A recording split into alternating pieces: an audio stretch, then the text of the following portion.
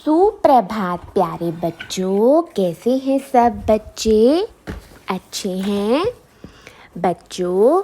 आज हम पढ़ेंगे अपनी वाटिका का पाठ दूसरा, वर्ण विचार। तो पहले हम पढ़ेंगे वर्ण की परिभाषा क्या होती है। जिस मूल ध्वनि के खंड ना किए जा सके उसे वर्ण कहते हैं। वर्ण को अक्षर भी कहा जाता है। भाषा वर्णों के योग से बनती है। बोलते समय हमारे मुख से ध्वनियाँ निकलती हैं। इन ध्वनि को लिखा जा सकता है। सबसे छोटी ध्वनि जिसके खंड ना हो सके क्या कहलाता है बच्चों? वर्ण कहलाता है। अब जैसे ये देखिए, ये है जल। जल को 4 ध्वनियों में बांटा गया है। नल, जैसे यहाँ पर लिखा है नल। नल में ध्वनियों का समूह निम्न प्रकार से है। इनको 4 ध्वनियाँ हैं। कौन कौन सी? नल में ये देखिए, न के पैर में हलन। अगर किसी वर्ण के नीचे हलंत लगा होता है तो उसका मतलब वह आधा है, और जब उसके साथ अ लग जाता है तो वो वर्ण पूरा बन जाता है।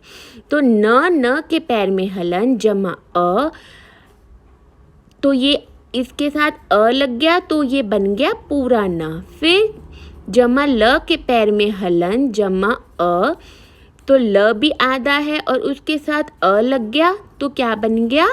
पूरा ल। तो मिलकर बन गया नल। अब इस नल को 4 ध्वनियों में बांटा गया। हम इसके और टुकड़े नहीं कर सकते। इन्हीं को हम क्या कहते हैं? वर्ण कहते हैं। सबसे छोटी ध्वनि जिसके टुकड़े नहीं किए जा सकते वर्ण कहलाता है। अब जैसे यहाँ पे है जल। जल में ज के पैर में हलन जमा अ, मिलकर बन गया पूरा ज। जमा ल के पैर में हलन जमा अ, ये मिलकर बन गया पूरा ल। तो ज ल जल। और इन ध्वनियों को हम और नहीं तोड़ सकते। इन्हें हम कहते हैं वर्ण कहते हैं। फिर है वर्णमाला।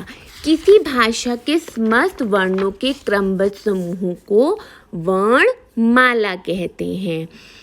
अब है वर्णों के भेद। वर्ण कितने प्रकार के होते हैं बच्चों? 2 प्रकार के, स्वर और व्यंजन। स्वर कौन से होते हैं? जिन वर्णों के उच्चारण में मुख से निकलने वाली वायु बिना किसी बाधा के बाहर निकलती है उन्हें हम स्वर कहते हैं। स्वर आपके कौन कौन से होते हैं? अ, आ, इ, ई, उ, री, ए, ऐ, ओ, औ।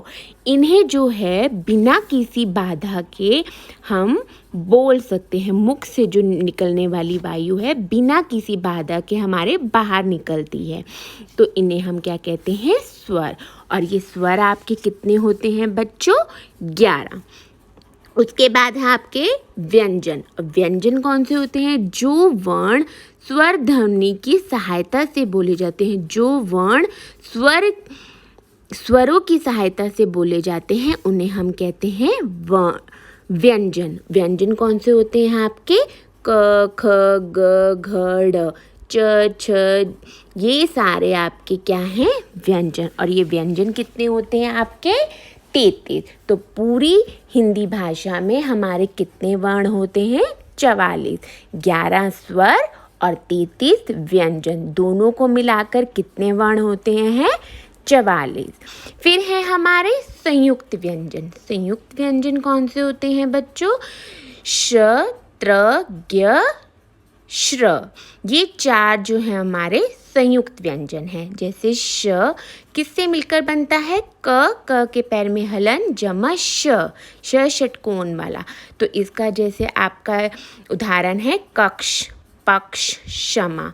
फिर है त्र, त के पैर में हलन जमा र, मिलकर बनेगा त्र। जैसे इसका है सत्र, पत्र, छत्र। ज्ञ के पैर में ज के पैर में हलन जमय, और ये आपका इसका जैसे आपका है यज्ञ, आपका इसका उदाहरण है। श्र किसे? श के पैर में हलन जमर, जैसे इसका उदाहरण है श्रम। तो ये जो है आपके 4 संयुक्त व्यंजन हैं, श, त्र, ज्ञ और श्र। फिर है आपका अनुस्वार और अनुनासिक। अनुस्वार क्या होते हैं बच्चों? अनुस्वार होता है, यह बिंदु अनुस्वार कहलाता है। अनुस्वार का उच्चारण करते समय गले से निकलने वाली वायु नाक के मार्ग से बाहर निकलती है। जैसे जो आप गले से बोलते हो उसकी आवाज़ आपकी नाक से निकलती है। जैसे आप बोलते हो शंख, अंडा, डंडा, नाक से निकल रही है। कंगन, बिंदु, इन्हें जो है बिंदु भी, अनुस्वार को बिंदु भी कहा जाता है और इसमें से आपकी वायु जो है नाक से निकलती है, उन्हें कहते हैं हम अनुस्वार। फिर है आपका अनुनासिक, इन्हें हम चंद्र बिंदु भी कहते हैं।